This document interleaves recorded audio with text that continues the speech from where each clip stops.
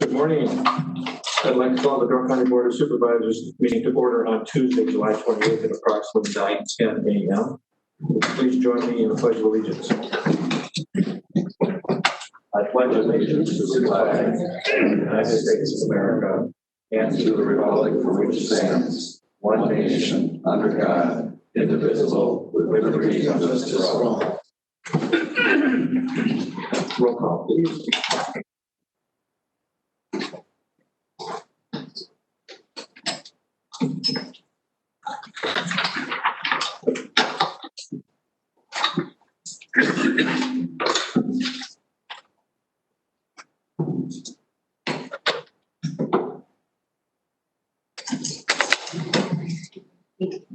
So 18 present, 3 excused at the moment.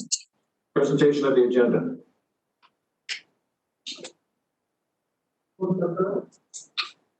Second. All in favor? Aye. Correspondence. In your packet, of course, you'll notice the unassigned fund balance. There were a number of additional emails that were passed out this morning. Does anybody have any correspondence they would like to add?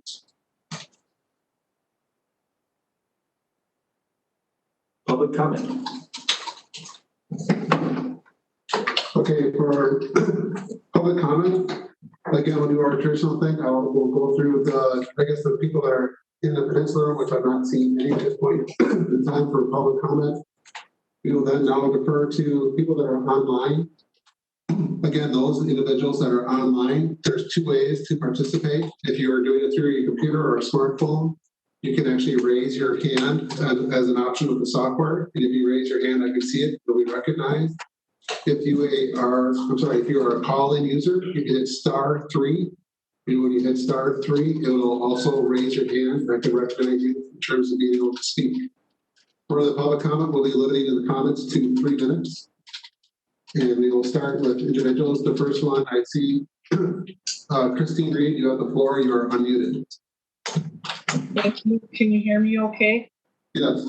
Okay, yesterday I sent an email to the entire board, Jill Love and Mr. Pavich, with a link to a video on our Facebook page of water testing that was performed on July 25th and wading through sediment that has accumulated at the downside of the dam. I want to clarify, this has happened several times. This was just this particular event. That flowage has refilled to overflowing 7 times, and each time that it does, it washes the accumulated sediment that it is on the downside of the dam downstream. In March, we talked to fishermen that were there that sunk to their knees in the accumulated sediment. On January 22nd, the day of the vote, because there were assurances and claims leading up to that vote that sediment would stay within the confines of Mill Pond. One of the supervisors, I'm going to quote January 22nd, I'm fairly sure that there's not going to be more sediment, more pollutants beyond the bridge. People have worked hard to try to contain that within the Mill Pond area. That person was convinced that sediment is not going to transport. Another supervisor on January 22nd, regarding the sediments that may possibly flow downstream, I realize you estimated that's probably going to be low or not very high as far as the sediments that go. What do we do to stop any flow of sediments going down? And the answer was from the Soil and Water Department. I'm going to quote, we can complete the drawdown in a controlled manner. So we're not just going to open the gate and just let her flood, a flood that intentionally washes sediments downstream. By controlling the amount of water that's released in a carefully controlled way, we can reduce the amount of sediment that's going to move through. The valve is fully open. It is not adjusted for flow to slow sediment. It is unrestricted flow of sediment downstream. And when we point this out, now the party line has changed to, well, we always said that sediment was going to flow downstream. Likewise, with the refill of the flowage when it rains, we went to a facilities and parks meeting after it was stated that the drawdown would complete in 30 to 60 days. We pointed out that it refills, pardon me, You have 30 seconds. it refilled, and one of those times for 25 days straight, the supervisors in the facilities and parks meeting said, well, we never said it wasn't going to refill.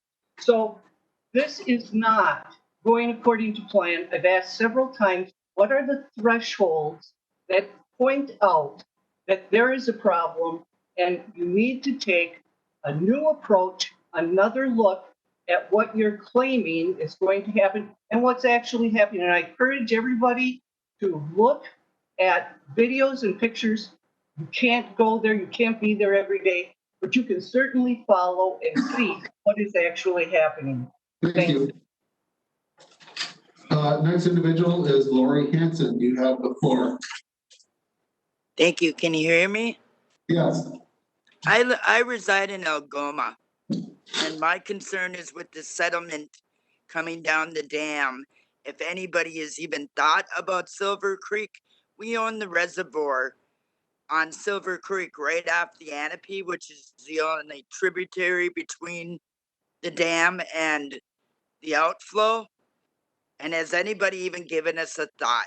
Just kind of curious. Okay, thank you.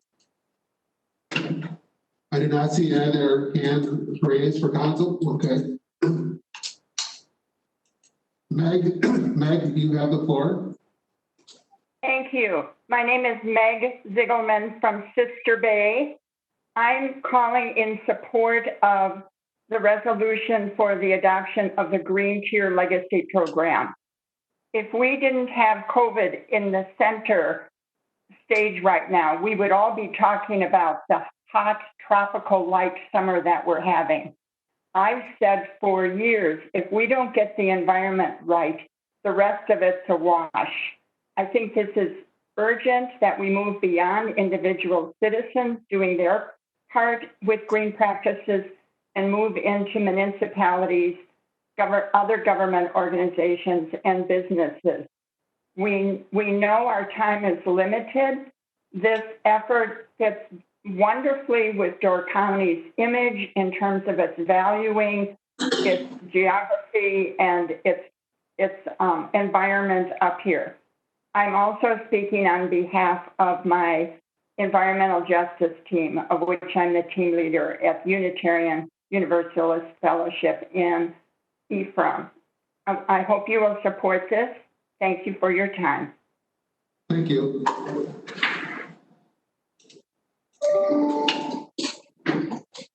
Dan Spalding, you're unmuted. You have the floor.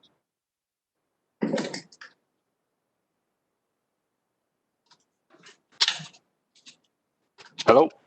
Yes, we can hear you. Okay. Thank you for the time. Just wanted to take a quick moment to speak about the donation given to the Sheriff's Department and just show my support for that donation and hopefully the approval of the basic equipment. I'm sure you've heard in the past, going through the Public Safety Committee meeting about people doing their research in ways they think this equipment is bad. First thing I'd like to touch on is research. Everybody usually researches until they get the answer they like. It's a biased research. So if you look at research, try to find the answer you don't like to see if this equipment will actually help us and protect citizens and the deputies. Like you may have heard before, this is basic equipment. We're not asking for full gear, pads, batons, anything like that. It's simple equipment to protect the deputies themselves. Citizens, possibly even property. If something were to ever happen here like it is throughout the country. Most likely it's never going to happen in Door County, but there's no such thing as 100% certainty. So it's putting the sheriff in a tough position too. How many times can she say no to other cities and counties that ask for help because she doesn't want to send her deputies in unprotected. People will remember how many times you tell them no. If something does ever come down the pipe, and we need help here, how willing are other people going to be to come to our aid, you know? So putting her in that tough position, I don't think is fair, and doesn't allow her to do her job to the best of her ability. You know, it puts the decision basically on the finance committee to secure and have safety for our deputies, one of which is my wife. So I'm very passionate about this issue because I know what goes on in the world. There's a lot of people that don't know what goes on in the real world. It's hidden from them because they do such a good job. And then the last piece I'll touch on it too is this was a donation. You know, I look at the finance committee as elected officials to do what they see appropriate with county funds. These aren't county funds. This came as a donation, and it just would be a very strange precedent if we start telling people of Door County what they can donate their hard-earned money to. If it's not approved, this money disappears. No one gets the benefit of this money. So yeah, it can't help anywhere else. So I would just ask that you would please approve the donation so the equipment can go to the deputies of this county, like my wife, just so they can have basic protection. Thank you for your time. Thank you. Is there anyone else who would like to speak? Second call, is there anyone else who'd like to speak? Again, if you are online, you can raise your hand with an icon. If you're on the phone, you can hit a *3 and it'll raise your hand on the phone.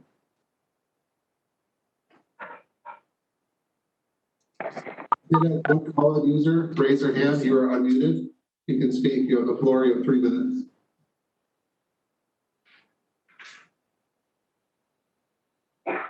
Hello, call a user, you're unmuted if you'd like to speak. Hit *3. Oh, no, they took it up.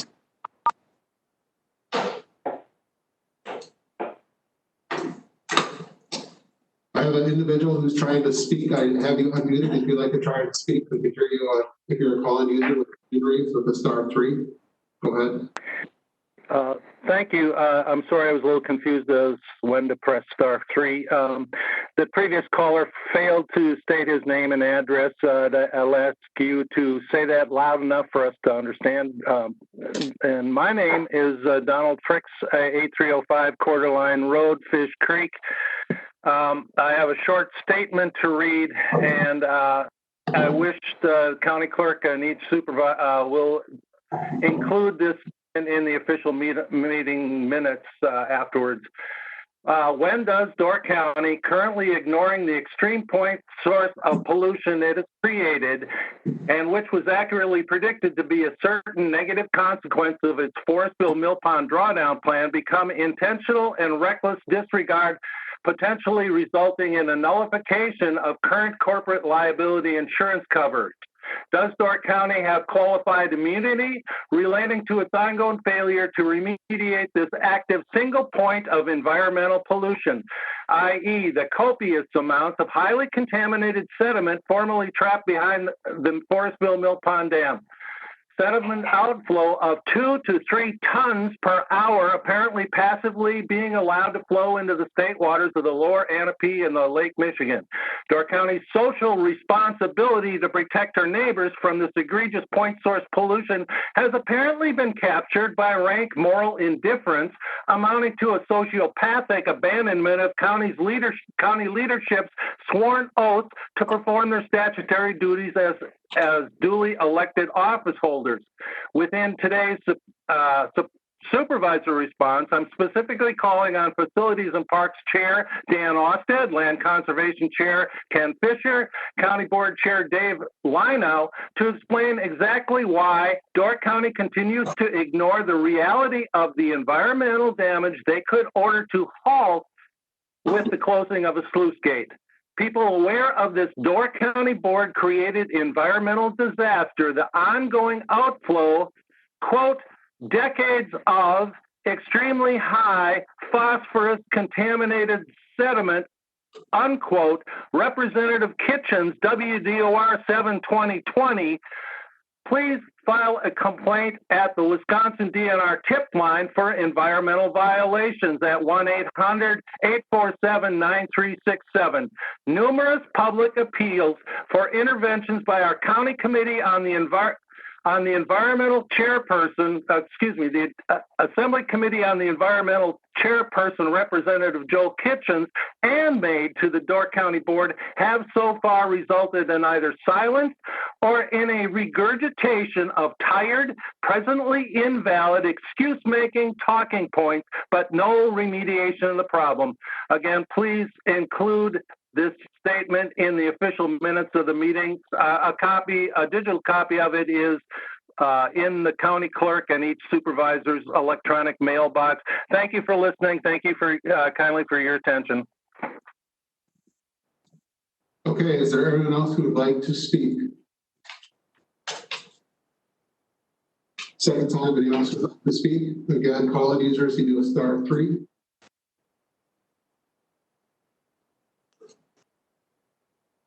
Last call, any other speakers? Okay, the floor is yours. Okay. The public comment time is ended. Is there any supervisor's response? Megan?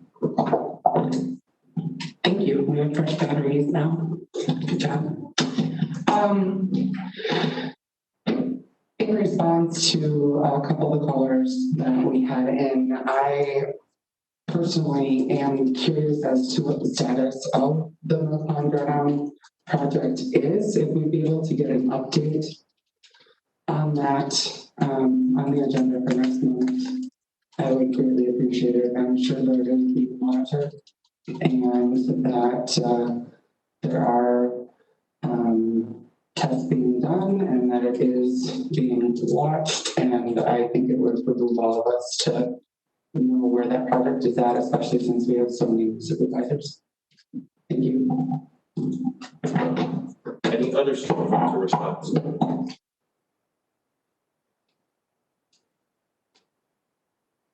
Okay. Approval of the minutes of the June 23rd, 2020 County Board meeting. District 15, motion to approve. Any changes, additions, deletions, other comments, grammatical errors or remarks? If not, all in favor? Aye. County Administrator. Sure, did you want to do this as part of the update or is it Sure. Okay. Just so you know, we're also going to move item 2020-64, the endorsement of the county public health officer's July 23rd emergency health advisory, up to this agenda item. Okay, let me just go through by a few items really quick. In terms of the report, the monthly report is actually included in your packet. If there's any questions, I can take anything related to questions related to, I guess, ongoing larger projects that we're working on. The other item in this, in terms of the update, would be the CARES Funding Act. I have that included also as a update to the committee. If you go to page 10 of your packet, we'd like to have a discussion in regards to that. So again, as part of the what they call the CARES Act, money was allocated to the federal government to each state. And the governor was able to use those funds and allocate it as they deemed fit in response to COVID. And part of that money, if you recall going back, we worked hard to have some of that money allocated to the counties and municipalities, and that was done. Door County, in its allocation, was allocated $465,778. To use those funds, in the memo you can see, there's requirements for those. It has the funds that were, I guess, not budgeted, necessary to respond to COVID-19, and they have to incur between March 1st and November 6th of this year for qualifying expenses. To further qualify, you'll see midway through that memo, it gives you a list of areas where you can apply for reimbursements. In other words, you need those 4 criteria plus one of those in there. So again, you can see emergency services responses related to it. paid leave for public health and safety employees, workman's comp, you can see PPE, testing and contract tracing costs, a isolated housing facility, cleaning, sanitation supplies, purchase of equipment related to telework, and also for meeting local match requirements for future reimbursements through FEMA. So those are our categories. What we're doing is we had some meetings with staff in terms of where we had expenses or we're looking to, I guess, pursue expenses. And I want to present this a general list of where we're thinking of going with those expenses. So again, currently we have about 103 that have already been, I guess, pre-authorized expenses. In other words, expenses that have come through the county board have you already approved.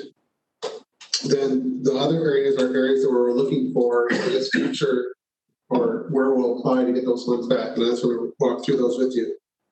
So the first one is approximately $100,000 for the county board and peninsula rooms. Obviously, we spent some money on the technology already in terms of making the room upgrades. We need to make it, I guess, we've had planning to do some upgrades for the building, which we can't apply for the funds because they're budgeted, but there's additional things that we can do to outfit the room to allow for public interaction as far as the meetings. And we're hoping to implement that. It's both software and actually hardware, as far as cameras and related equipment for these two rooms. The second item would also be then under the sheriff's payroll for overtime expenses. Again, if you recall, the sheriff did modify their schedule in response to COVID, and there were additional overtime expenses, which we can document. We'll seek reimbursement for those overtime expenses. The next item listed would be new servers for teleworking. Again, I worked with Jason in our TS department, and that's coming in about $53,000 in relation to those expenses. Then you'll see that there is message boards. Again, those are an item that we thought would be valuable in the sense that, again, these are those message boards that you'll see traditionally for projects along the road corridors. But in essence, these are also, I'm not going to say higher end or top of the line, but they allow more copy or video in terms of what's being displayed on the screen. We're looking at getting 2 of those that can be put on primary corridors for communications. And then likewise, when we have them, then we think can be used for other projects. So we thought there's value in having that. The other item is looking at public education, which I can go through that in just 1 second. And then the last area is for UV air treatment units for our government facilities. That's Wayne's been working on that, and that's approximately $40,000. And again, for our facilities, we have the recommended EPA as far as filtrations or filters on the systems. This being a secondary thing where we could add UV light treatment to that. That will allow us to, again, treat the air in each one of the facilities. In terms of the public education, because that was one thing that was directed of administration to pursue, and I just wanted to give an update on that. So we have, I guess, moved forward with our educational campaign in regards to the primary key issues or educational items we're trying to promote. We've done both, I guess, right sort of print or newspaper ads. We're working on, I guess, the billboards, both digital and static. When I mean static, the traditional ones that are up longer in that sense. We're also working on radio, where we're hitting the primary radio stations, and we're also putting together a series of posters that will be distributed throughout the county. So we have that all in the works. The digital campaign, I know, has already started. You probably saw the Pulse. There's already a half-page ad. And for each one of these media outlets or campaigns, we're actually trying to do this through the end of October in terms of our messaging campaign. So that kind of gives you an update. Can you tell us where the billboards are going to be placed? Sure. So the billboards, we have the one digital billboard that is south of Sturgeon Bay. And that's that rotating one. We have 2 what they call spots. Those spots usually run about 8.5 seconds. The second one, as far as the static one, is just where both 57 and 42, I guess, come together, just north of the gas station. And then there is a new digital sign that's going to be operational just by, let's say, this is right by Culver's, right in front of that blue building. There's going to be a new digital sign there, and that'll be, I guess, running by August 10th in terms of the placement for that. In terms of, I guess, this memo for the Routes to Recovery or the CARES Act, The reason I wanted to put it before the board is that with obviously these types of expenses, it's one of those items where you spend first and ask for reimbursement through the process. We know the money's there, we know it's been allocated. The items that we're searching for reimbursement, from what we've read and what we've talked to those individuals, we believe that they're all qualifying expenses. But again, you have to go through that process. We don't know the exact timing in terms of the reimbursement. But I guess we're trying to be transparent to let you know where we're trying to, I guess, allocate those funds and recover those funds through this CARES Act. So it did go through both finance, just for an FYI, and they thought it'd be good for the county board to fully know how we're trying to leverage those CARE funds. So, and again, the exact final numbers for each one of those expenses, I guess, to me is still flexible in terms of how we're getting the final numbers and where the final numbers lay out in terms of some of those costs we can cover, during this period of time. So if there's any questions on this, can you go in through the? Yes. It's not, we're not out there right now. So it's not It's on a voting thing. Yeah.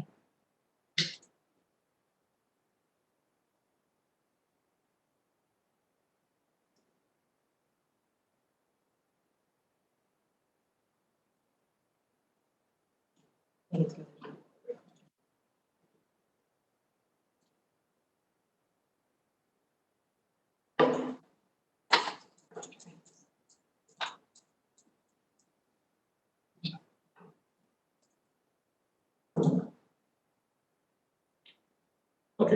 okay. We'll go the old-fashioned way.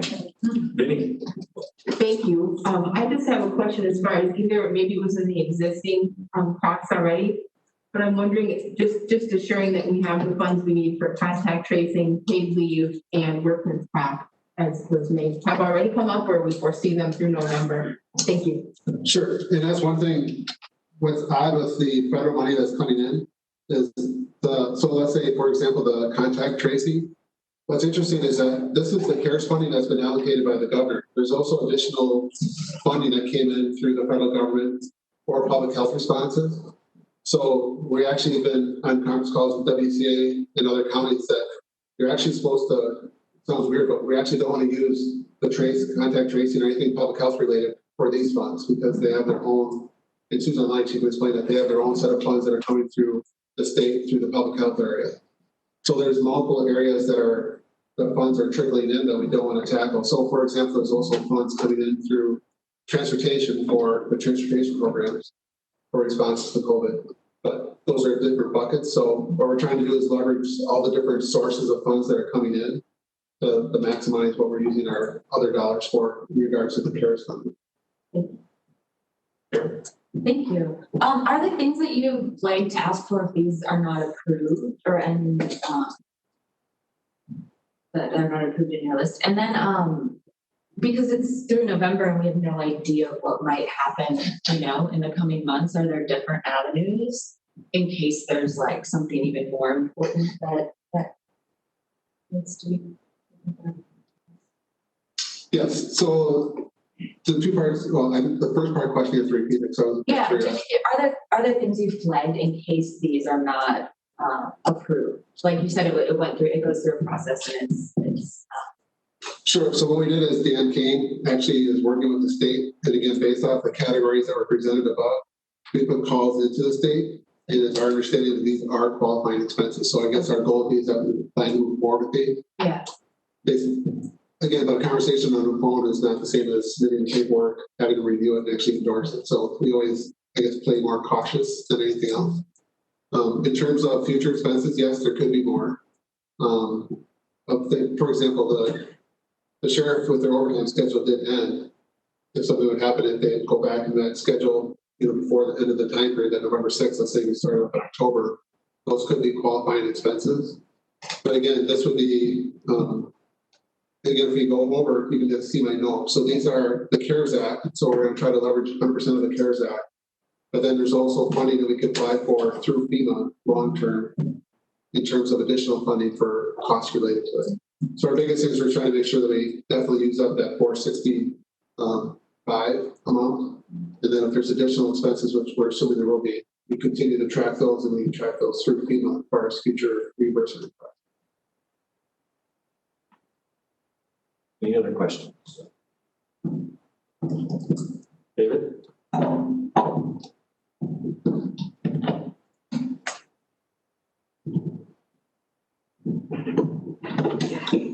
A simple question, the 40,000 for UV air treatment, I thought that was $100,000 originally, or what happened that changed? That was just from the initial discussions, we thought those systems were much more expensive. So when Wayne was talking with the vendor, we didn't have those final, I guess, initial quotes back. Then we have a official quote back, they came in a lot cheaper than what we had expected, so that was actually great news for us. So we adjusted that figure appropriately. In what buildings? Right now, Wayne's trying to target all of our facilities that we manage. I don't know, for example, I don't know if there's, I know Wayne's here, but I don't know what type of treatment centers we have at the fairgrounds, but all of our facilities, so we have Justice Center, Community Center, obviously this building, the library was included, the museum, those. ADRC, EMS. Yeah, the ADRC, EMS, Highway. and highway is also included.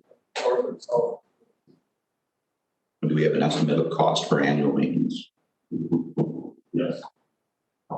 Roughly.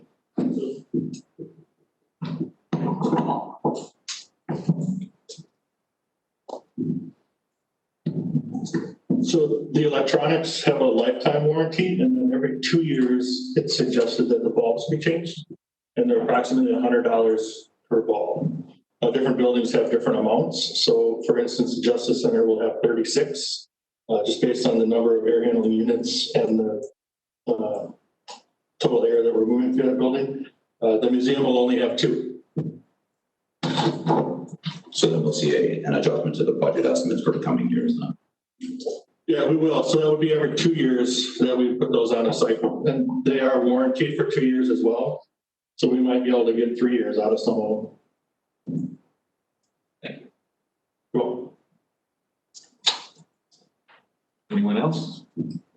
Any? I just wanted to check in here with the paid leave part, and I also forgot to ask about PPE. Just that if you can explain how those are covered without these funds, or if you have enough of that that you foresee. Thank you.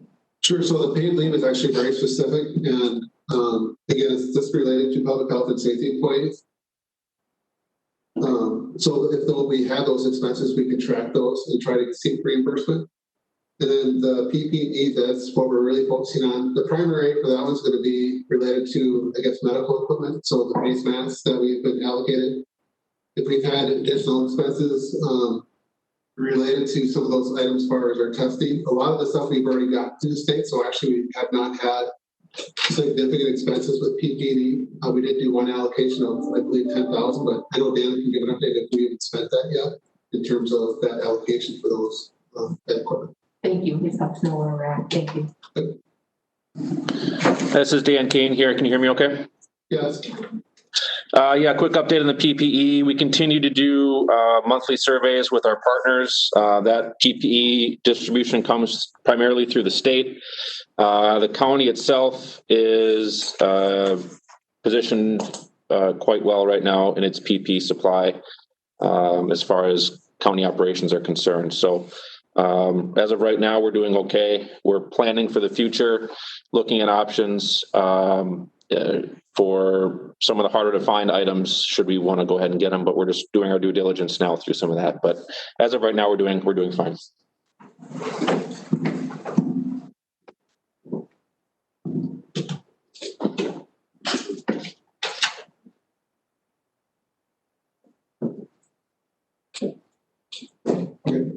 I was just asking Grant, I can do this as a report and I can run with it that way, or if you'd like to actually have it documented as part of the minutes, we can do this a motion to say that the categories I have listed, we support in terms of pursuing the CARES Act funding.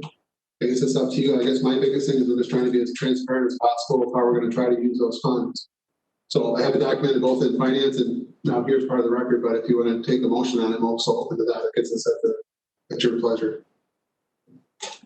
Does somebody want to make a motion? Sure. Yeah. There a second? Second. Any discussion? Alexis? I'd just be concerned that we're not locking you into these. If other things come up, you have the flexibility to address them. Yeah. Yes, I feel that.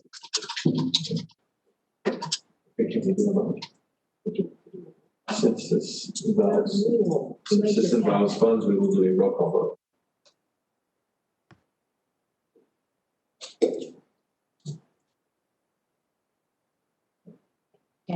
Ken, you have logged yourself out.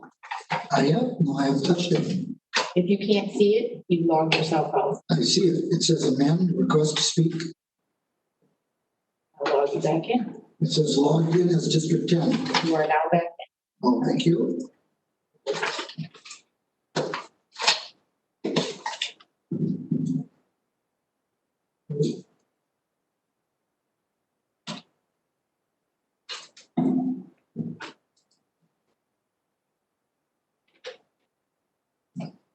Have to hit yes or no to change it to vote left. Here we go. There's one. Let's pass on a vote of 20 yes, 1 absent. Thank you. Okay, now we will move to resolution 2020-64, endorsement of Door County Public Health Officers, July 23rd, 2020, Emergency Public Health Advisory. Would somebody like to make that motion?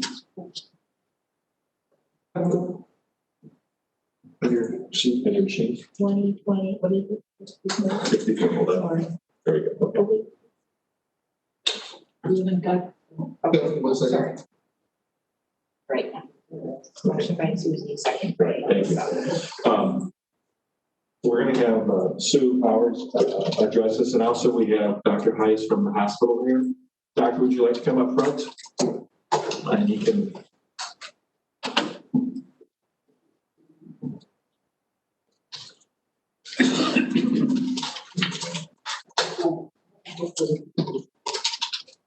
Put you on the spot a little bit. It's the long walk to the front of the flag. Thank you, Mr. Chairman. Thank you all for your kind indulgence. As Dave said, I'm Dr. Jim Heiss, the Chief Medical Officer at our Medical Center. Really appreciate Sue Powers drafting that resolution. I guess I have kind of a rhetorical question. Who's sick to death of hearing about COVID? I would be among those who are sick to death of hearing about COVID. And from my perspective, I try to look at this. We've all heard about the science, and we certainly can talk about that. I'll be happy to answer any questions that you may have. But I guess for me, it comes down to recognizing I'm a Door County resident for the last 10 years. And we all know that we live in a county that is that thrives based on small business and also our school systems.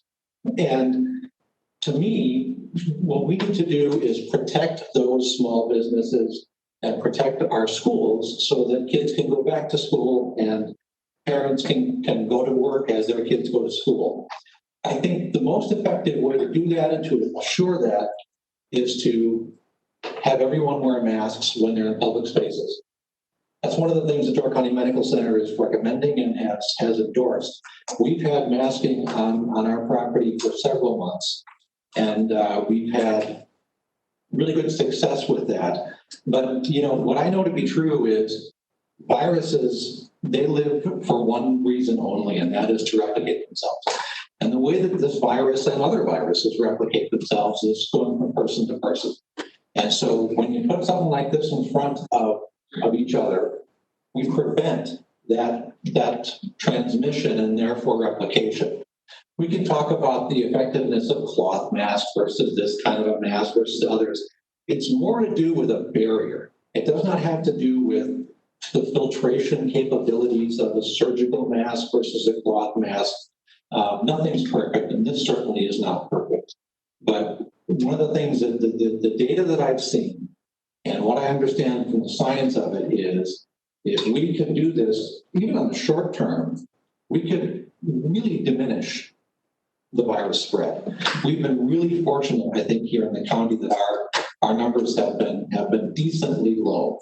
You know, and what I'm always concerned about, and I have a lot of people that send me emails and ask me questions about sports opening up and things like that. And they say, well, geez, our numbers are so low.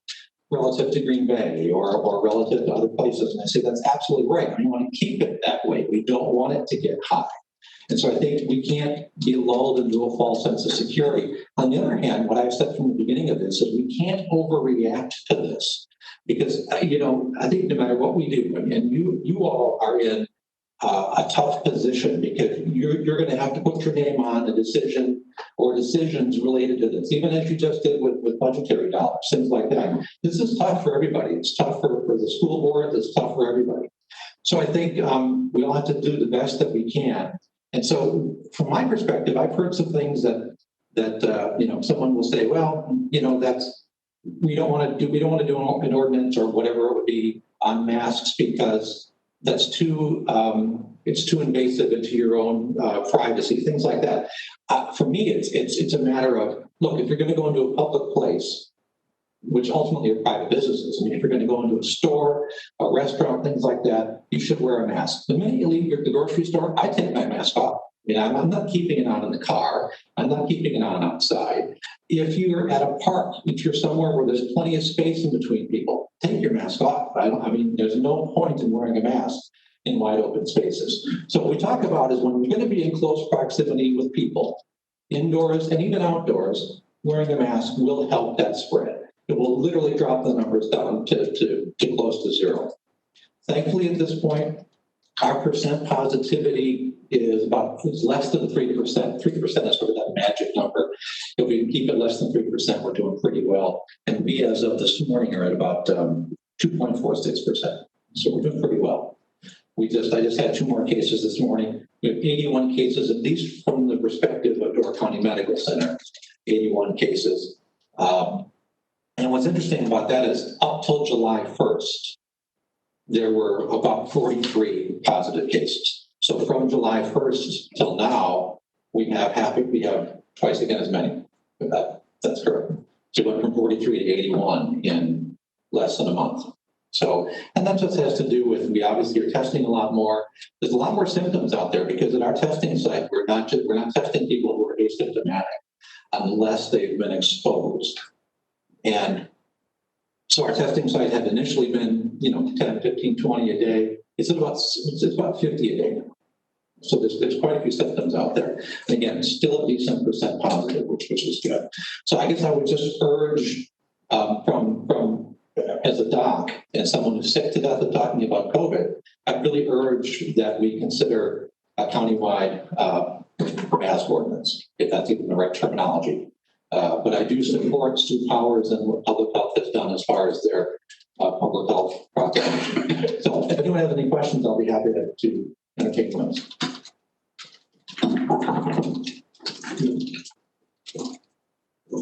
Laura? Oh, can you hear me? Yes.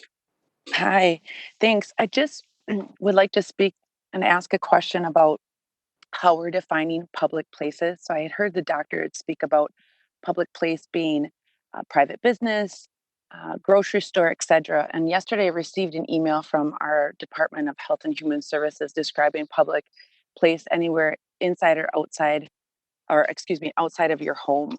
I think it's really important with what advisory and what support the county board gets behind that we have clear messaging on how we're defining this. So if we could have, if it's not just a discussion from the doctor, but discussion on how that advisory is going forward, I think is truly important for everyone living here and the visitors. Thank you. Megan? Thank you very much. Doc, in our Health and Human Services meeting, one of the things that was very pertinent that you shared with us was talking about how the messaging has changed. After that meeting, when I had discussions with constituents who didn't understand the messaging that has come out from the very beginning, I was able to share what you shared with us in that meeting about how science works. And I'm wondering if you'd be able to share that with this board today as well. And just talking about how information comes out and what we do with it. Yeah, I appreciate that. One of the things that I don't blame the public at all for being either confused or irritated or just exasperated by this whole thing. Because when this whole thing started, we knew what we knew, which isn't much. Bear in mind, we're talking about a disease that we've known about now for 7 months, as opposed to influenza that we've known about for decades, or more than that. So everything, we're learning every single day. So when we came out, I myself sat there on Facebook Live and said, don't wear a mask. It makes no sense to wear a mask. It's not going to help you. That was the information we had at the time. Now, as time has gone on and there has been further research as far as this whole concept of droplet spread, that if I spit at you, I used to sort of say, keep your spit to yourself, keep your snot to yourself, to be really gross. That's kind of the concept behind it. So as time has gone on, it's been recognized that that is a great way to mitigate the spread. And so it has been an absolute diametric shift. And I completely understand people being frustrated or confused by that. And what I said, I think, at the Health and Human Services Board was that sort of is what science is about. I mean, we know what we know at the time when we put out the information, and that's going to evolve of necessity as we learn that we have better information. Would you rather that we stand pat and say, well, I said don't wear a mask, so even though the evidence is saying the other way, I'm going to stick with what I said just so I don't confuse people? Or should we move on and say, you know what, we've learned more as this goes on, and we now understand that wearing a mask as a barrier device is helpful. So, it is. I think that's one of the things. There's so many things, I think, in the end that will come out good from this pandemic, because none of us have experienced this in our lifetimes before. And so I think a lot of it is just the learnings about, how, I myself, I've said, we're gonna talk the science of this. I'm tired of myself saying that, because it almost sounds a little bit like we day, well, I'm a scientist, therefore I can tell you what's right and wrong. Not at all. I think it has to do with how do we get the message across in a way that's effective and that don't confuse the heck out of people. Susan? Hi, thank you for coming today and talking about all of this. Could you share with us the seriousness of this disease? There's so much stuff out there about, this age group is susceptible or not, or a lot of people are asymptomatic, so it's really not that big a deal. All of that whole piece, and how this might be different than, your average flu. Because we always hear, well, we get through the flu, why should this be different to address all of that? Yeah, I mean, what we're seeing with this disease is it's a wide range of, as you mentioned, people that have no symptoms whatsoever, people that have mild symptoms, all the way up to people that are deathly ill in the hospital. I have been involved in the care of all three of the people that have died in this county. And those three people were among the sickest people I've ever taken care of in my career, in my 20 years of doing this. So it can be very, very serious. The big thing, I think, is when we say, well, the death rate's super low. That's wonderful. I'm so glad that it is. I think, though, that to say, well, it's only, let's say it's 1%. Well, the problem, there's a fallacy of large numbers. If you think about the population of the U.S., 32 million people, something like that, what's 1% of that? That's 3,200,000 or 325 million. That's 3,250,000 deaths. Is that okay? But as far as the minimally symptomatic among us, some people will become ill, will feel terrible, they'll have body aches, they'll have cough, but they'll get better. It'll take 2 weeks to get better. What we're starting to see, though, is that there are people that have lung damage that persists, heart problems that persist. And it seems to be a unique thing, at least the way the body's reacting to this particular virus, that's causing that. And there's so much that we don't yet know. And so it's never, I wish it were simple as saying, look at the death rate, it's super low. The positivity rate is super low. Those are all good things, but we still have to, we can't just sort of say, well, it's going to go away and it'll be fine. I think we're worried about what happens with our young folks that get this. And like you mentioned, Sue, the flu, you get influenza, you feel like you want to die, you don't die, you move on with your life. We're seeing that people are having, I'm going to say long term, because let's face it, we're only 7 months in. what does long-term mean? At this point, we're seeing people that have had it early on in the course, and they're still a pulmonary cripple, as we would call it, or a pulmonary invalid, because their lungs are so damaged that they're not able to go on. So we have to be aware of that whole continuum. Erin? Thank you. Dr. Hayes, thanks for coming in. I would love just to have you say out loud just the basic education between that droplet and aerosolizing for everyone to hear, and then also your take on just hand washing in general. And you know, there was so much contention early on, like if you're taking your mask on and off and moving it around, and just focus on that would be helpful for everyone as well. Yes. So the concept that what we understand to be true at this point, and there is, as you might imagine, there's debate and there's discussion, but right now the predominance of the science seems to indicate that this virus is droplet spread. By droplet, it means I kind of envision it as droplets, like almost like a raindrop. So that if I'm talking to Mr. Thomas and I don't have a mask, he doesn't have a mask on, we're far enough away where by the time my spit would leave, it would kind of follow a trajectory and gravity would work and it would fall to his feet. Wouldn't be a problem. If we're close and I'm spitting, it can go right here. Aerosol would be like a hairspray bottle. It's in the air and it floats around for a while. And the World Health Organization there's about 125 scientists that are saying, no, we think that this is aerosolized. And that we still haven't, that hasn't been demonstrated yet. I guess just from my perspective, having been around this now for 7 months, I think if it were aerosolized, our numbers would be a heck of a lot worse. That's just my supposition. It's not any more than that. But that's the difference. So aerosolized would mean we're hanging around, and the only hope we would have would be to all wear N95 masks, which filter out 95% of all those microscopic particles, which this does not do, cloth masks do not do. So that's the difference between droplet and aerosol. Droplet is basically if I spritz you with water, this will prevent from getting in the mouth or your nose. And by the way, as long as we're talking about that, this is the right way to wear a mask, the way that most of us are. This is not. This doesn't help you a lot, or at least, again, we're not protecting ourselves by wearing a mask, or we're protecting others by wearing a mask. But if I can breathe out this way, I can still get you. This obviously is purpose, but that's the right way to wear a mask. And Erin, the second part of your question was what? I'm sorry. Hand washing. Yeah, one of the things that I tend to focus on are the big three, which is wearing a mask when you're going to be close, social distance when you can, 6 feet apart, and washing your hands frequently, 20 seconds with soap and water. Those are going to do that frequently.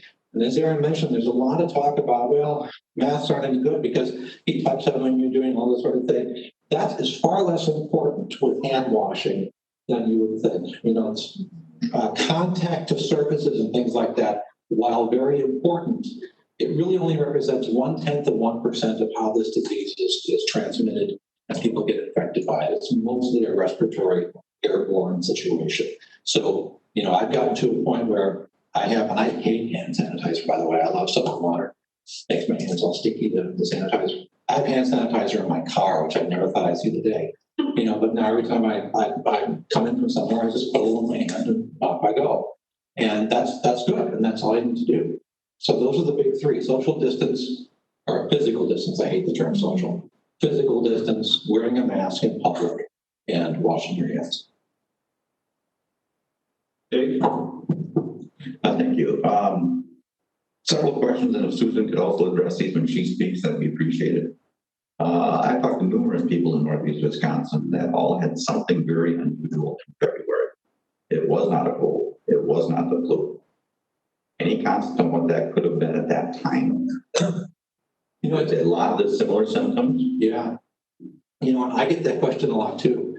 And the only thing at this point, the only good purpose of antibody testing, which is a blood test that tells you if you've been exposed to it, is something like that. To sort of, if it wasn't back COVID in February, which it seems like it wouldn't have been, but who knows? I mean, you know, if you get an antibody test and it's negative, it wasn't COVID. Because if you had it, it would show up as positive antibodies. So, but I've heard that a lot. People say, my kids or my family has never been sicker than it was early February, but it had been COVID. And it's just as simple, I don't know. I mean, I personally had it, and felt so much like Latium for 2 months later. Yeah. That's when you started hearing the symptoms. Right. I'd like to talk about the long-term issues. That is one of the differences between a cold and a flu. Right. People are not paying attention to, you get over it. Yeah, you might, but then you might live fine afterwards. And correct in saying that if you are one of those people that can tolerate the events, you might still end up with long-term issues. It's possible, yes. In the recommendation, it says distance between 6 feet between yourself and other people who are not members of your household. I live in Northern Door. There are propped up an awful lot of outdoor tables, 4-foot outdoor tables. Am I correct in making the presumption that if I see 6 adult males and 6 adult females, all about the same age, around that 4-foot table without masks, they're probably not living in the same household? Yeah, that would be probably accurate. Okay. So that's one of my issues about enforcing any level of a mask requirement. And then the last item here is we are currently in the middle of cherry season. That is an example of an outdoor activity throughout the entire county. Folks, some have had their cherries all wiped out now.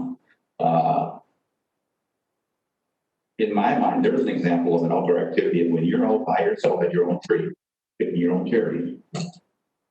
Masks are difficult. I don't like my mask either. But if you come back to wherever you're paying or you're cleaning up or everything else, is the director make the suggestion that they recommend putting the mask back on at that stage of the game? Absolutely. What I tend to do is I walk around like this. And if I know I'm going to be back to an area, and I just put it back on. In fact, my family and I, we just got back. We were in Estes Park, Colorado last week. We just needed to get out of here, so we actually flew. And that's why, I was not at all afraid of flying. Everyone on the plane was Delta, so if you will wear a mask on Delta, or you will not put on Delta. Everybody wore a mask. Estes Park, Colorado has a mandatory mask statewide.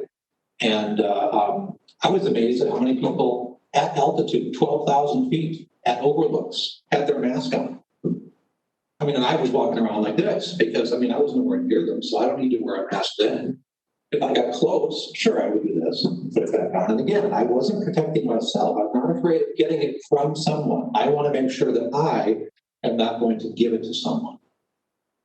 Which, I think some of that is a little bit of rhetoric, frankly. I think it's true. I always say, because I work in the hospital, and I work in the cleanest place in town, so I'm not worried about it. But I'm around people that you never know. So I don't want to give it to anybody else.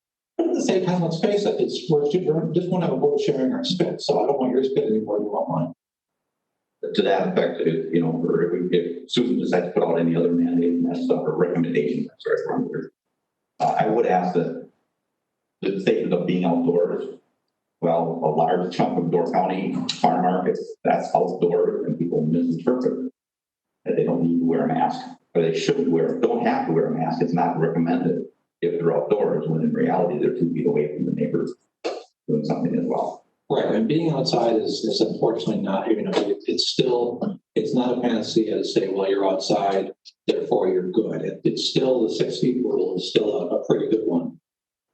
And we've had a few, not many. My wife and I have had a couple of friends over, but we've been outside on our patio, sitting far apart, and we all feel sort of dumb doing it. These are all good friends, and it's a lot of this.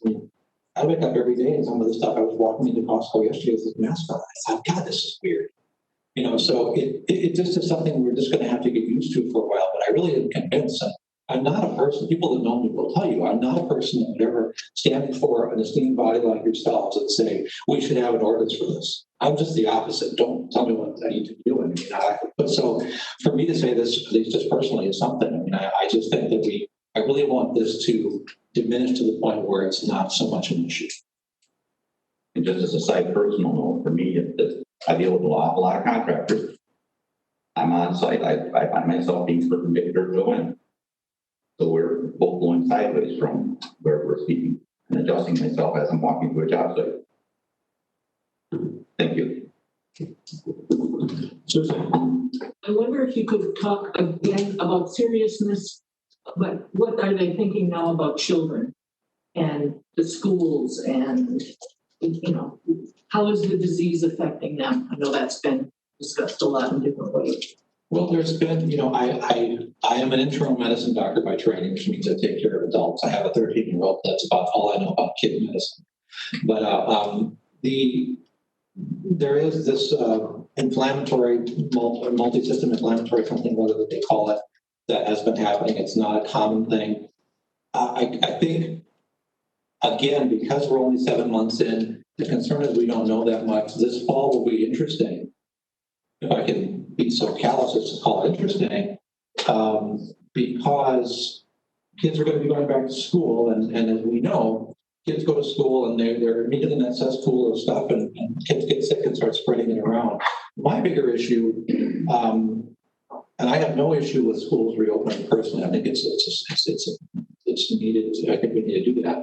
And I think a lot of the districts are requiring masking, which is highly recommended. The big thing is we don't want our kids to get sick. Our kids may get sick and may be just fine. What about the teacher who maybe has a few medical problems? So what about administration in the schools? What about staff in the schools?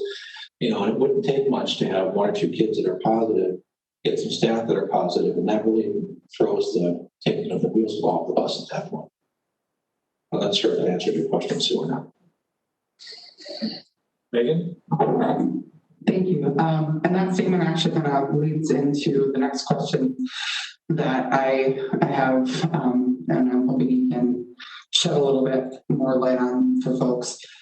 A lot of what I'm seeing, not a lot of what I'm seeing on social media, but I have seen it a few times, that we actually have medical care workers who are saying that, well, they wear masks while they're at work, so they protect the immunocompromised.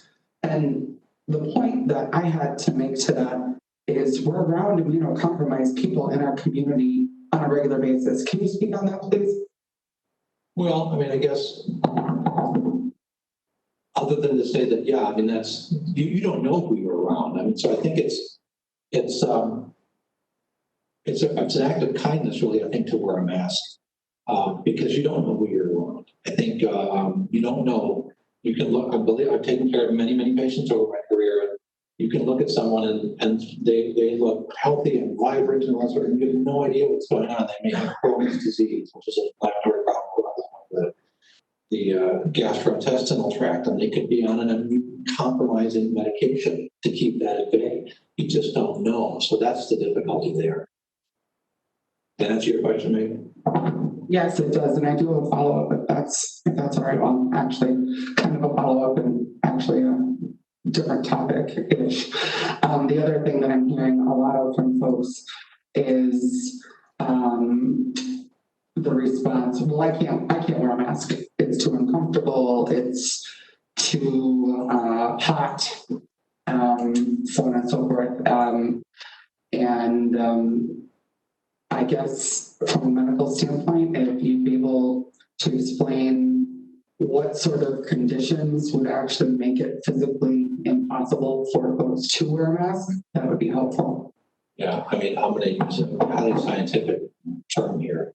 Wearing a mask sucks. There's no question about it. I mean, it is not something I enjoy doing. I wear this thing every single day at work, and it is. It's hot. It's not pleasant. Some people say, "Oh, I just don't like it." Well, of course not. I think you'd be nuts if you did like it. But I think, I'm sorry. What was the second part of your question? A little humor. Sure.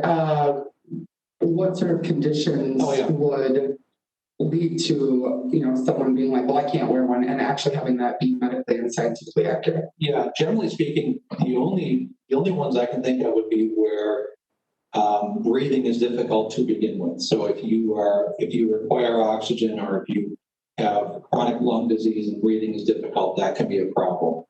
There's a lot of discussion out there about you retain carbon dioxide with the mask. That's just factually and scientifically wrong. It can't happen. Oxygen doesn't get in. Again, not accurate. But if someone is short of breath to begin with, if someone has chronic lung disease, they may not be a candidate to wear a mask. But that's the vast minority. I'll just throw out a little anecdote. I tried this because I was at Rocky Mountain National Park, and I went to the top to the 12,180 feet. There's a place called the Alpine Visitor Center, and there's this stairs, there's sadistic stairs that go all the way up to this high point. And I thought, you know what, I'm an old man, I'm out of shape. I'm gonna put the mask on and I'm gonna walk up those steps and I absolutely was exceedingly short of breath and had to rest a couple times, but I didn't pass away. I'm here to prove to you. So the concept of, well, too much CO2, not enough oxygen, yeah, that didn't quite work. It's, you know, when you're at 12,000 feet, you've got about 30 to 40% less density of oxygen per parcel of area you're in. So whatever that's worth. Laura?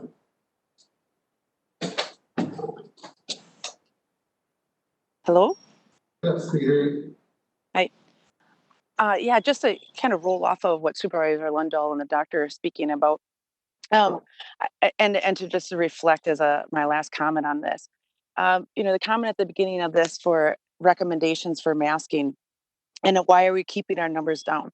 If we look at our county here and nearby counties, I think it's to be perspective. Oh, sorry, one moment. It's to be a healthy perspective that with us recommending masks and with the amount of people that are wearing masks, we have relatively kept our numbers down. And the goal is to not overwhelm our hospitals. So, so that being said, and also speaking as a nurse, myself, I have experienced with certain types of masks that was more uncomfortable than others, or I was getting a headache from a certain type of mask I was using. Now, this is not to be fearful or to say that you should or you shouldn't do it, but I just encourage them people, if you're going to be within 6 feet of somebody, wear a mask, try a different mask. Watch what you're washing your mask in. There's different types of masks out there. There's so many now. So I think those are feedbacks that I've received from people on why they don't want to wear it. And I just say, try to wear a different mask. And then also for public on whatever the recommendation and advisory going forward from here on out is not to be shaming. There is too much of that, and I'm seeing that, and I'm hearing that, and people are complaining about that. You don't know if people have an autoimmune illness or they have a medical condition or a COPD. You cannot see inside themselves. You do not know that. So please, we have to still be respectful and be mindful of this, especially going back to the school season. So that was just my last 2 cents for the amount of people that are visiting our county and where our numbers are at.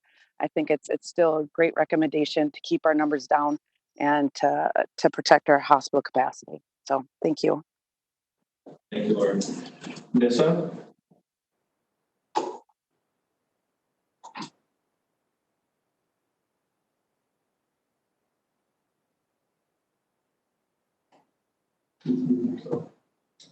While we're waiting, I'll just second what Laura said.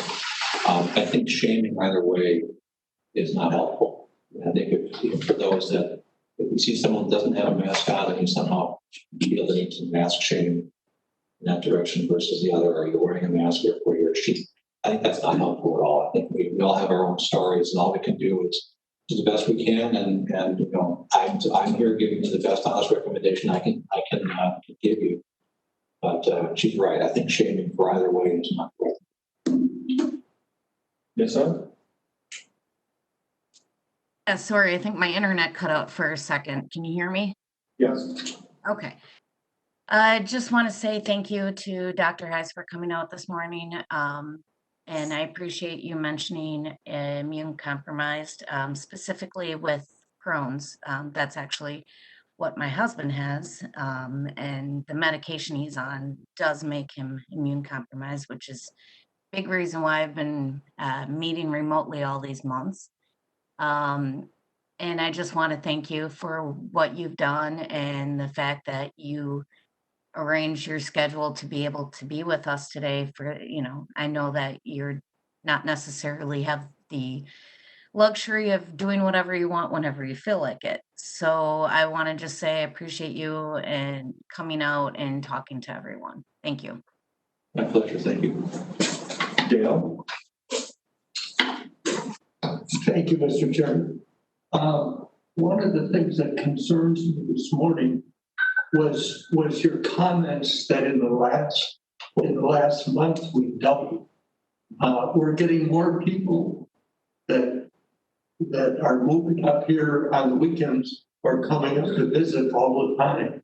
And my concern that if that continues, we probably need to do something. And I'd like to have this board be more proactive than reactive.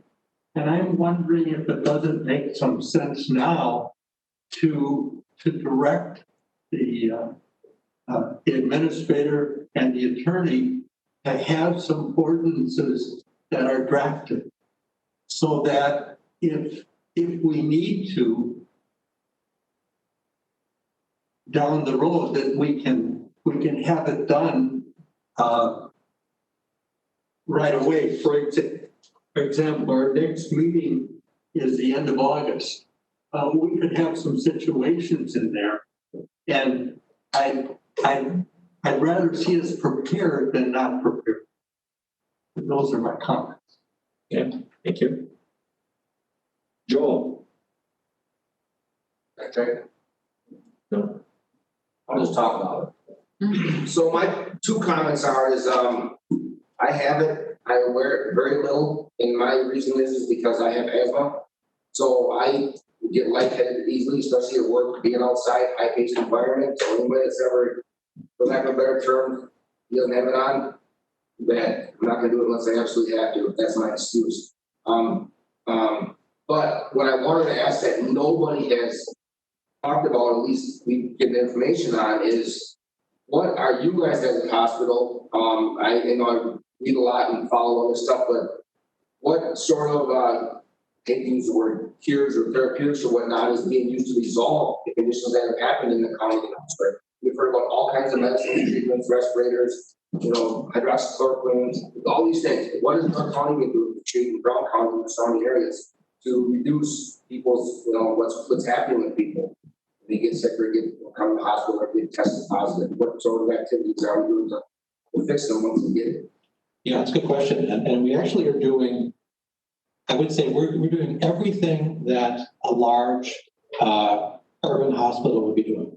So we actually were the first hospital in northeastern Wisconsin to use convalescent plasma.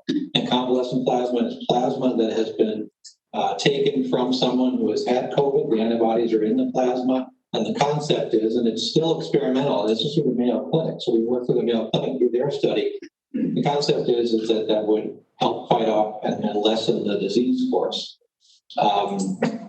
We have seen some degree of success with that. We've had 2 or 3 other hospitalizations that have been since discharged, where they all received convalescent plasma. They also received remdesivir, which is the antiviral.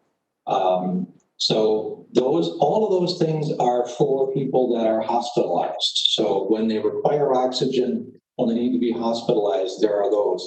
Hydroxychloroquine and azithromycin, despite all the back and forth, the data is not showing that that's particularly helpful. It's not that I always love hearing these things where hydroxychloroquine is dangerous. Well, it's not. I mean, it's a brand name's Plaquenil, and everyone that has lupus has been on Plaquenil. It's not that it's dangerous. It's just that it's not. It's just like anything. You take an aspirin when you don't need it. It's not a smart move. You need to make sure that you're taking your medicine for the right reason. As far as, is there anything we can do if someone, like for example, influenza, somebody gets influenza, we can give them Tamiflu, which may or may not help. It lessens the course, but it's more symptomatic thing. We don't have anything like that yet for COVID. And that's one of the most difficult parts, is that if someone's sick enough to be in the hospital, we have some things that we can do that have started to show some promise. But even remdesivir, we're talking about taking, I think it's like if you have a 6-day hospital course, your hospital course is 5 days instead of 6. So it's not a huge panacea, but it does help, and it has helped get people better. So yeah, we're able to do almost, I can't think of anything we aren't able to do that other hospitals have done. So in fact, I often say some of the unfortunate folks that passed away, we literally threw the kitchen sink at them. We did everything. We were in close contact with Mayo Clinic, with Mass General in Boston, with our partners down at St. Vincent, their infectious disease and critical care docs. So we did pretty much everything here that would have been done had they been at the city hospital. Megan? Thank you very much. Doc, I just wanted to appreciate that you pointed out, and I don't want us to skip past it, and I can't believe I'm even saying this on county board floor, or that it needs to be said, but kindness, that wearing a mask is kindness. So a along with that, yes, while shaming is most definitely wrong, I guess I'd like to also point out, and I do have a question on this at the end, I promise, but I would like to point out that claiming that you can't wear a mask when you actually can and it doesn't affect your health is also unkind, and it takes away from those folks who actually would be putting their health at risk, say like Joel with having asthma, would be putting their health at risk by masking. So the folks that can't wear masks really are likely, and so I'm questioning this, are probably also the folks that would be in greater danger if they were to contract COVID. Okay, I see you shaking your head. Yeah, sorry. I'm glad I'm correct on that. And that therefore those folks that can are then protecting those folks in our community who cannot and still need to go out there and do their jobs and be out in society and making a living and taking care of their health the best that they can. So I just wanted to take that kindness portion. It blows my mind that we have to explain kindness in this society and in our community. And again, I'll reference social media. There's a lot of people not understanding that it's not about them. So I appreciate much all of what you have to say, but mostly that part. Just reiterating that it's not about protecting yourself. It's about protecting those around you. That's what masking is all about. So my follow-up question to that is, we can't control other people's actions. What can we do personally to increase our own immunity? And I know that some of this is probably going to be really basic, but I think it needs to be heard. What can we do to increase our own immunity, strengthen our own immune systems against COVID, against anything else that comes our way? Yeah, that's one of those, I hate to say it because I'm not an example of it, it's healthy living. It's sort of getting good exercise, good nutrition. There really is no panacea as far as what can you do or is there anything you can take to prevent it. There really isn't any such thing, but I think again, the whole personally, just taking personal responsibility, if we all on our own decided we were going to wear a mask in public spaces or we're in close proximity with people, we're going to make sure we wash our hands frequently, and we're going to do our best to stay 6 feet or more away from someone. We do those. If everyone did that, even for a short amount of time, I think we wouldn't be having the same conversation by December. And that's kind of what if I have any hope, I've had the question posed to me so many times, what's the end game here? And I wish I was smart enough to know the answer, but it seems to me that if we could just slow the spread down. I don't think coronavirus is going away any day soon, but I'm hoping it gets to a point where it's sort of it's almost like the other coronaviruses, which are just a common cold. They're around and they occasionally flare up, but generally speaking, they're at bay. And that's where we need to get, where it's not every day we're counting cases. It's more a matter of, generally speaking, we don't have them. We don't have coronavirus. And then if someone gets COVID-19, we treat that. We make sure we isolate where those people are. We take care of them, and then we move on. So it wouldn't affect the community, the county, the country. It would just affect the area that they're in. Dave? Thank you. In reference to our numbers in this county, I think they're viewed as artificially low. I know people where I work in other counties where they say, well, I'm going to go to Door County for a weekend because it's safer there, blah, blah, blah. Unfortunately, a lot of those people leave the county and never get into that statistical numbering system. And Friday, I was at 9 miles an hour going not even 2 Carlsbad yet, with 30 plus cars out in front of me. As far as I was concerned, we were really back to the normal population level.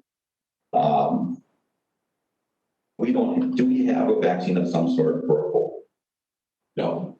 Do we have a vaccine of some sort for the flu? No. Well, yes. Influenza, yes. Kind of. Yes. An incomplete vaccine, yes. Correct. Why are we constantly hearing about this magical bullet that will exist at the end of the year or beginning of next year? It's difficult for me to believe it's something that we know very little of. And we've got 80 years of history with others. We haven't accomplished anything on those. I mean, I understand I'm putting you in a position relative to where you are, but the reality is I keep hearing that this is going to happen and we're going to spend together in trials now. And we can't. There are some of the most basic entities in the world, their whole job is to survive and mutate to survive. So why do we continue hearing about this magical bullet that keeps coming up? Yeah, I think it's a really good question. And I think the fastest that a vaccine was turned around from development until being put out in the population was the mumps vaccine back in the 60s, and it was 5 years. The average time for vaccine with the rotavirus, I think a rotavirus vaccine, a guy by the name of Paul Offit, who was a pediatric infectious disease specialist, was involved with that. That took 15 years. So when they talk about, initially, when they started talking about a vaccine by the end of the year, I thought, that's crazy stuff. But again, I'm not expert in that area. I think the only thing in my head that I put is if there's any hope for this being a quick thing is because industry and the government is throwing money at this hand over fist. Whereas with mumps and others, it was all private industry and you had to take it slow for both financially and that sort of thing, where here, money doesn't seem to be an object. The big question, though, is if there is a vaccine, will it be a complete vaccine, meaning will it make you immune? And then if it does make you immune, how long is that immunity? And as you mentioned, is it like influenza, where every year it mutates and we have to sort of do a guessing game as to what the strain is going to be. And some years we get it better than others. So yeah, I guess for me, that's kind of why I'm sitting here saying, okay, let's do what we know, which is easy, which is let's wear a mask and try and get this thing down into the weeds, as opposed to saying we're just going to keep living our lives and going to bars until such time as there's a vaccine. Hope I don't get it and hope I don't die from it. And if you are one of those people that I go that route, it makes me difficult when I see you in ICU saying all of a sudden that you're, wow, you believe now. And my issue, that means somebody else has been infected and is not in the ICU, and that should be because you're there. But it is a reality that these things are designed to live. They're the most basic things in the world. We're not going to get rid of it. We're going to have to find a way to mitigate it in years. And I will tell you that it's so hard. It's one of our first patients that was in the hospital and unfortunately passed away.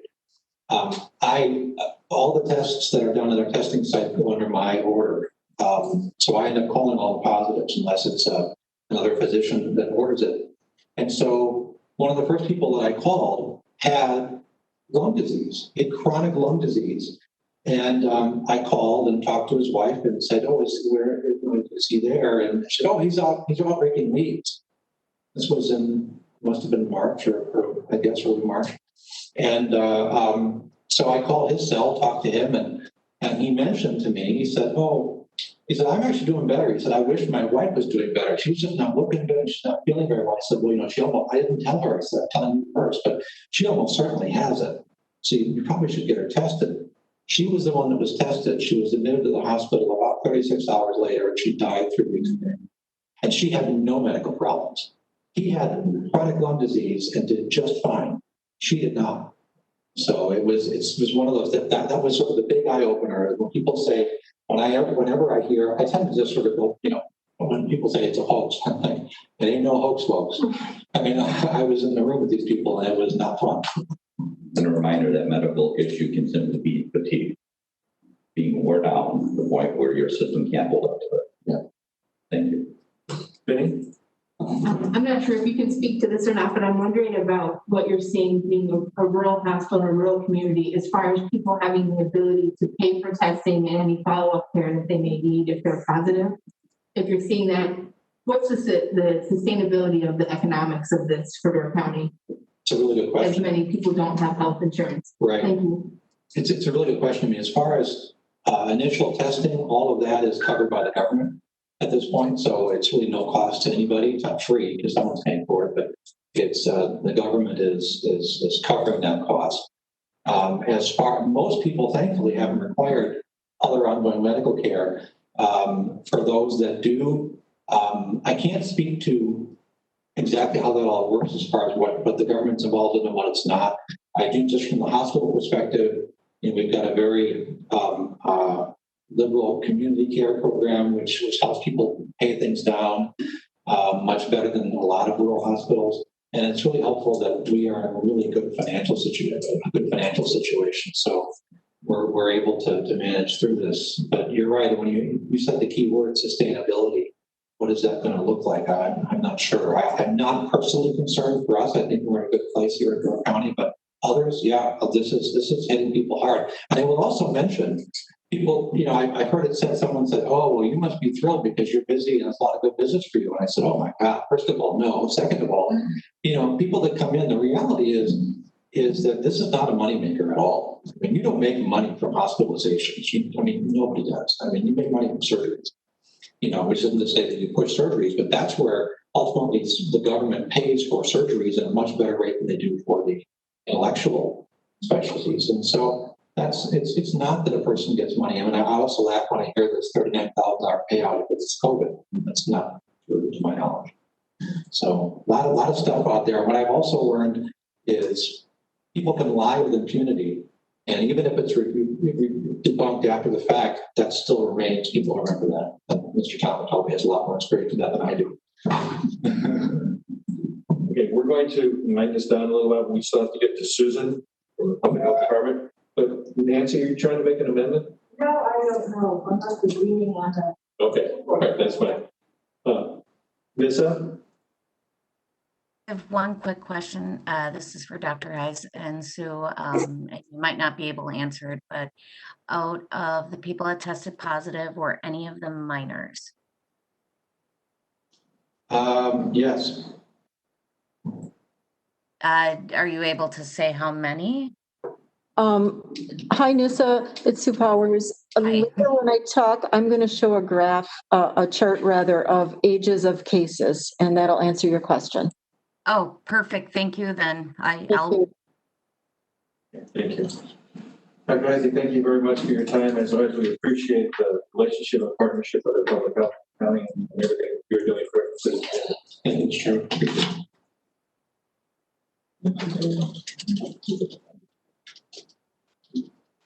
We're going to do a 5-minute break. We'll come back and we'll engage Sue.